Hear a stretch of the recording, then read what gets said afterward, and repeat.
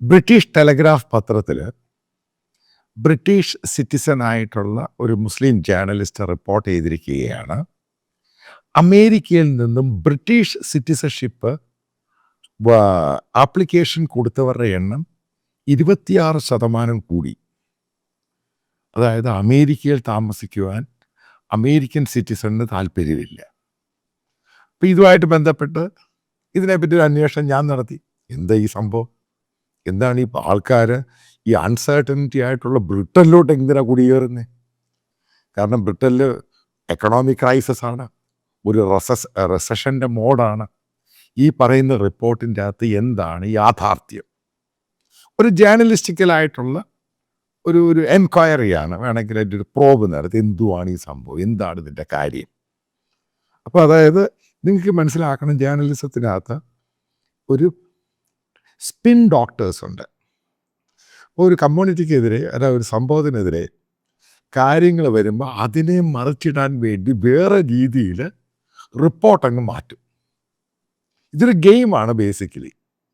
അപ്പോൾ ആ ഗെയിമിൻ്റെ ഭാഗമായിട്ട് ടെലഗ്രാഫിൽ ഈ റിപ്പോർട്ട് വന്നു കഴിഞ്ഞപ്പം ഇതുമായിട്ട് ബന്ധപ്പെട്ട ചില ആൾക്കാരുമായിട്ട്, കാരണം ഈ എമിഗ്രേഷനോ ആ സംഭവങ്ങളൊക്കെ നോക്കുന്ന ആൾക്കാരോടും റിപ്പബ്ലിക്കൻ പാർട്ടിയിലുള്ള പെൻസിൽവാനിയയിലുള്ള 1-2 പേരും അവരോടൊക്കെ ചോദിച്ചു എന്താണ് ഈ റിപ്പോർട്ടിൻ്റെ യഥാർത്ഥ സത്യം. അപ്പോഴാണ് യഥാർത്ഥം പുറത്തു വരുന്നത്. ഈ പോകുന്നവർ വലിയൊരു ഭൂരിഭാഗം ആൾക്കാർ പോകുന്നുണ്ട്. ഇതിനകത്ത് മുസ്ലിം കമ്മ്യൂണിറ്റിയിലുള്ളവരാണ്. പിന്നെ കുറച്ച് പേര് ഈ ഡെമോക്രാറ്റ്സുമായിട്ട് ബന്ധപ്പെട്ട് ബൈഡൻ അഡ്മിനിസ്ട്രേഷനും ഒക്കെ ഇരുന്ന സമയത്ത് ആ ഗവൺമെൻറ്റിൻ്റെ പല പ്രോജക്ട്സുകളും അതിനകത്ത് USAID ആണെങ്കിലും മറ്റു പല രീതിയിൽ അത് അനുഭവിച്ചവരാണ്. ട്രംപ് വന്നു കഴിയുമ്പോൾ പലതും എടുത്ത് ദൂരെ കളഞ്ഞു. എന്നിട്ട് ട്രംപ് ഒരു കാര്യം പറഞ്ഞു, നിങ്ങൾ ഈ ഹമാസിനെ പിന്തുണയ്ക്കുന്നവർ ഇവിടെ യൂണിവേഴ്സിറ്റികളിലോ ക്യാമ്പസിലോ ഈ രാജ്യത്തുണ്ടാകാൻ പാടില്ല.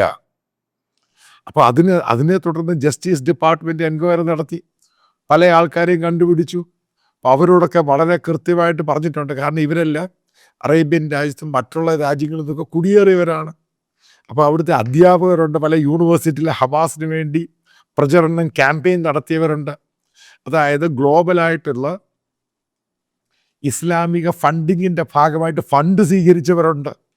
ഈ അന്വേഷണം വന്നു കഴിഞ്ഞപ്പോൾ ഇവർക്ക് മനസ്സിലായി, ഇവർക്ക് പിടിവീഴും, അവിടുത്തെ സിറ്റിസണാണ്. അവർ പതുക്കെ നേരെ അങ്ങ് ബ്രിട്ടനിലോട്ട് പോവുക.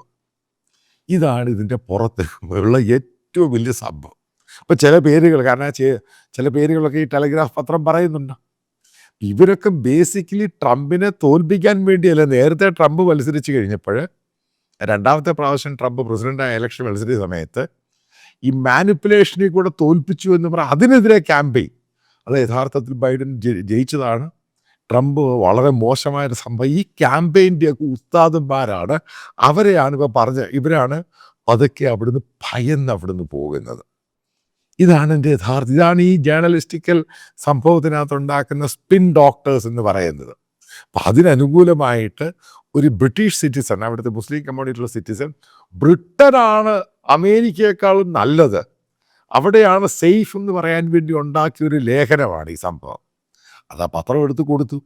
പക്ഷേ ഇനി ആ പത്രം ഇതുമായിട്ട് ബന്ധപ്പെട്ടുള്ള പല റിപ്പോർട്ടുകളും വന്നു കഴിയുമ്പോൾ ഈ പത്രം തന്നെ തിരിച്ച് മാറ്റി എഴുതും. കാരണം ബ്രിട്ടനിൽ പ്രശ്നമാണ്.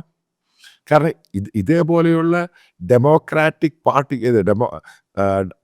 ഡെമോക്രാറ്റിക് പാർട്ടിക്കകത്ത് US പല ശക്തികൾ അതിൻ്റെ അകത്ത് കയറി. ഇത് നമ്മൾ കണ്ടത് അവിടുത്തെ യൂണിവേഴ്സിറ്റിയിലുണ്ടായ പ്രശ്നം. പല യൂണിവേഴ്സിറ്റിയും ദിവസങ്ങളോളം അടച്ചിട്ടു, ക്യാമ്പസുകൾ അടച്ചിട്ടു. ഇവർക്കെതിരെ ഈ ബൈഡൻ അഡ്മിനിസ്ട്രേഷൻ ഒരു പരിപാടിയും ചെയ്തില്ല. കാരണം അമേരിക്കൻ ക്യാമ്പസുകൾ നാശമാക്കാൻ ഇവർ ശ്രമിച്ചു. ഇവർക്കെതിരെ അമേരിക്കൻ ജസ്റ്റിസ് ഡിപ്പാർട്ട്മെൻറ്റ് ട്രംപ് വന്നപ്പോൾ എക്സിക്യൂട്ടീവ് ഓർഡർ കൊടുത്ത് ഇവന്മാർക്കെതിരെ നടപടിയെടുക്കണം. സിറ്റിസൺ ആണെങ്കിലും കുഴപ്പമില്ല, അവനെതിരെ നടപടിയെടുക്കാൻ പറഞ്ഞു. ഇതിൽ ഭയന്ന് പെൻസിൽവാനിയ, വാഷിങ്ടൺ, ന്യൂയോർക്ക്, വെർജീനിയ, ഈ പല സിറ്റികളിലുള്ളവർ, അപ്പോൾ അവർക്ക് മനസ്സിലായ അവർക്ക് പിടിവീഴും. കാരണം ഇവർക്കെതിരെ അന്വേഷണം ഉണ്ടാകും. ഇവരെല്ലാം ബൈഡൻ അഡ്മിനിസ്ട്രേഷൻ ഇന്ന സമയത്ത് പല രീതിയിൽ ഗവൺമെൻറ്റിൻ്റെ ഫണ്ട് കൊണ്ട് പലതും ഉണ്ടാക്കിയതാണ്. ഇപ്പോൾ USAIDുമായിട്ട് ബന്ധപ്പെട്ട് നിങ്ങൾക്കറിയാം, ഇത് ഹാൻഡിൽ ചെയ്യുന്ന പല ആൾക്കാരും അമേരിക്കൻ സിറ്റിസണാണ്. ഇവരാണ് പലതും നിയന്ത്രിക്കുക, അതൊക്കെ ചെയ്തുകൊണ്ട് ഇവിടുന്ന് സൈഫൺ ചെയ്ത് അവിടെ പോകുന്നു, അവിടുന്ന് ഇത്ര പേഴ്സൻ്റ് അടിച്ചു മാറ്റി ഇങ്ങോട്ട് വരുന്നു. ഇത് വല്ലാത്തൊരു ഗെയിമായി സംഭവം. കാരണം ഇതുമായിട്ട് ബന്ധപ്പെട്ട് അകത്തോട്ട് കയറുമ്പോഴാണ് ഇത് എത്രമാത്രം ഭീകരമാണെന്ന് മനസ്സിലാകുന്നത്. അപ്പം അതിനകത്ത് അവിടെയുള്ള അമേരിക്കൻ ഈ ഡെമോക്രാറ്റ്സിൻ്റെ പൊളിറ്റിക്കൽ പാർട്ടിക്കകത്ത് ബന്ധമുള്ളവരും ഈ ട്രംപിനെ റിപ്പബ്ലിക്കിനെ തോൽപ്പിക്കാൻ നടത്തവനൊക്കെ ഈ സംഭവത്തിലങ്ങ് കുടുങ്ങി. അപ്പോൾ അവരുണ്ടാക്കിയ പുതിയ റിപ്പോർട്ടിൻ്റെ ഭാഗമായിട്ടാണ് അമേരിക്കയിലെ സിറ്റിസൺ താല്പര്യമില്ല, അവർ ലണ്ടനിലോട്ട് പോവാം. ലണ്ടനിലെ സ്ഥിതി നിങ്ങൾക്കറിയാം, വല്ലാത്ത ക്രൈസിസാണ്. ലണ്ടൻ ചാൻസലർ, അതായത് അവിടുത്തെ ഫിനാൻസ് മിനിസ്റ്റർ തന്നെ പറഞ്ഞു കഴിഞ്ഞു, റേച്ചൽ റീവ്സ്, കീറ്റ് സ്റ്റാമർ തന്നെ പറഞ്ഞു കഴിഞ്ഞു, ഇഷ്യൂ വളരെ സീരിയസ് ആണ്. അപ്പോൾ ഇങ്ങനെയുള്ള രാജ്യത്തോട്ട് അമേരിക്കയിൽ നിന്നും അങ്ങോട്ട് പോകുമ്പോൾ എന്താണ് അത് ചിന്തിക്കുന്നത്, ഈ വശമാണ് നിങ്ങൾ മനസ്സിലാക്കേണ്ടത്. കാരണം ഇതേപോലെയുള്ള ബ്ലണ്ടർ അടിച്ചെങ്കിൽ ഇതാണ് ചില ഗ്ലോബൽ പത്രങ്ങൾ ട്രംപിനെതിരെ ക്യാമ്പയിൻ നടത്തുന്നത്. അതിൻ്റെ ഭാഗമായിട്ട് കഴിഞ്ഞ ഇലക്ഷനിൽ ഇവർ ഭയങ്കര ക്യാമ്പയിൻ നടത്തും. ഇത് മുഴുവനും പൊളിഞ്ഞങ്ങ് നാശമായി. അപ്പോൾ അടുത്ത ക്യാമ്പയിനാണ് അമേരിക്കയിൽ നിന്ന് അമേരിക്കൻ സിറ്റിസൺ മാറിപ്പോകുന്നു. ഈ ഒരു അതായത് മനസ്സിലാക്കണം, അവിടുന്ന് മാറിപ്പോണതിന് അവനോട് പിടി വീണു. അവിടുന്ന് ജസ്റ്റിസ് ഡിപ്പാർട്ട്മെൻറ്റ്, സ്റ്റേറ്റ് ഡിപ്പാർട്ട്മെൻറ്റ് ഇവരോട് പറഞ്ഞിട്ടുണ്ട്, നിങ്ങൾ ഇവിടെ നിൽക്കാൻ പാടില്ല, നിങ്ങൾ തിരികെ പോകണം. ഇതിൻ്റെ ഭാഗമായിട്ട് ആൾക്കാർ പോവുകയാണ്. അപ്പോൾ അതിനെ ഈ രീതിയിൽ നേരെ ടെസ്റ്റ് ചെയ്ത് ട്രംപിനെതിരെ അമേരിക്കയ്ക്കെതിരെ നടത്തുന്ന ഈ ക്യാമ്പയിനാണ് നമ്മൾ ആലോചിച്ച് കഴിഞ്ഞാൽ അത്രമാത്രം മനുഷ്യനെ ഫൂളാക്കുന്നു. അതിൻ്റെ ഓരോ സംഭവങ്ങളാണ് വരാനുള്ള ദിവസം ഇതേപോലുള്ള റിപ്പോർട്ടുകൾ വരും. അങ്ങനെ പോകുന്നു, ഇങ്ങനെ പോകുന്നു, അമേരിക്ക നാശമാകുന്നു, അമേരിക്കയുടെ കരിഷ്മ ഇല്ലാകുന്നു, അമേരിക്കയുടെ ഡെമോക്രസി ഇല്ലാകുന്നു. ഇതുപോലെ പല റിപ്പോർട്ടുകളും വരുന്നത്. അതിലേറ്റവും പ്രധാനപ്പെട്ട റിപ്പോർട്ടായിട്ടാണ് എനിക്ക് തോന്നി എത്രമാത്രം വളച്ചൊടിച്ചാണ് ട്രംപിനെ അയാളുടെ ഡാമേജ് ചെയ്യാൻ വേണ്ടി നടത്തുന്ന ഈ റിപ്പോർട്ട്. ഈ പറയുന്നത് ഒരു റിക്വസ്റ്റാണ്, പക്ഷേ ഇത് മാൻഡേറ്ററി അല്ല.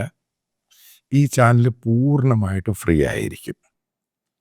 പക്ഷെ നിങ്ങൾക്കറിയാം, ഈ യൂട്യൂബ്, ഗൂഗിളിൽ നിന്ന് കിട്ടുന്നത് അത് ഒരു പരിധി വരെ അതിനകത്ത് ഇതിൻ്റെ എക്സ്പെൻസുമായിട്ട് കമ്പയർ ചെയ്യാൻ പറ്റുകയുള്ളൂ. അപ്പം ഇതിൻ്റെ താഴെ ഇതിൻ്റെ കമൻറ്റ് ബോക്സിൽ ഇപ്പം ബാങ്ക് ഡീറ്റെയിൽസും കറണ്ട് അക്കൗണ്ടാണ് പിൻ ചെയ്തിട്ടുണ്ട്. പിന്നെ വീഡിയോയിൽ ഇതിൻ്റെ സ്കാനറുണ്ട്. അപ്പം നിങ്ങൾക്ക് താല്പര്യമുള്ളവർക്ക് അത് കോൺട്രിബ്യൂട്ട് ചെയ്യാം. മേക്ക് ഇറ്റ് ക്ലിയർ, ഇത് കംപ്ലീറ്റ്ലി ഫ്രീ ആയിരിക്കും. കുറച്ച് എക്സ്പാൻഷൻ പ്ലാനുകളൊക്കെ ഉണ്ട്. നല്ല മാൻ പവർ വേണം, കുറച്ച് കൂടുതൽ നല്ല ടെക്നോളജി വേണം. അതിനൊക്കെ സ്പെൻഡ് ചെയ്യണം. കാരണം ആൾക്കാരുടെ വ്യൂസ് കൂടുന്നുണ്ട്. നിങ്ങൾക്കറിയാം, എനിക്ക് ഈ പറയുന്ന ഒരു വലിയ സബ്സ്ക്രിപ്ഷനൊന്നുമില്ല. സഹകരിക്കാൻ താല്പര്യമുള്ളവർക്ക് സഹകരിക്കാൻ. ഒരു കാരണവശാലും ഇത് നിർബന്ധമോ മാൻഡേറ്ററി അങ്ങനെ ഒന്നും തന്നെയല്ല. നിങ്ങൾക്ക് താല്പര്യമുള്ളത് മാത്രം വിശ്വസിക്കുന്ന നിങ്ങൾ ഇതിൽ കോൺട്രിബ്യൂട്ട് ചെയ്യുമെന്ന്.